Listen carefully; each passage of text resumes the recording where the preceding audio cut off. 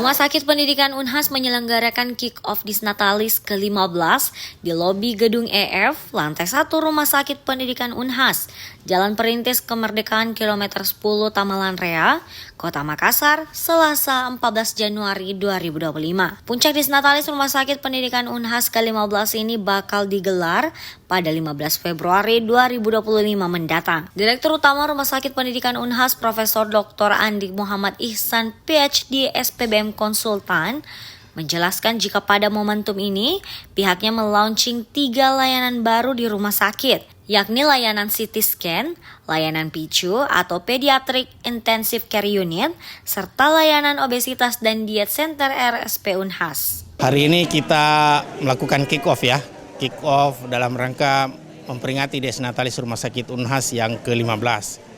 Jadi sebenarnya Disnatalis Rumah Sakit Unhas itu sebenarnya jatuhnya tanggal 15 Februari ya. Nah, dalam rangka ini 1 bulan kita akan melakukan berbagai kegiatan ya. Jadi kick off-nya pada hari ini tanggal 14 Januari dan puncaknya nanti itu adalah di 15 Februari.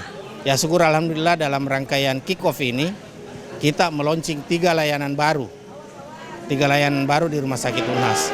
Prof. Andi Muhammad Ihsan menjelaskan layanan CT scan sudah pernah sebelumnya ada di RSP Unhas, namun berhenti beroperasi pada tahun 2018 karena kerusakan alat. Di tahun 2025, layanan ini kembali beroperasi setelah ada alat CT scan yang baru, yaitu Philips Incisive CT 102,000A Expert, seharga belasan miliar rupiah. Keunggulan layanan CT scan RSP Unhas ada pada calcium scoring atau perhitungan kadar kalsium dalam pembuluh darah jantung untuk mendeteksi resiko penyakit jantung, juga cardiac functional analysis yang menilai fungsi jantung, termasuk pengukuran ejection pressure untuk diagnosis lebih detail.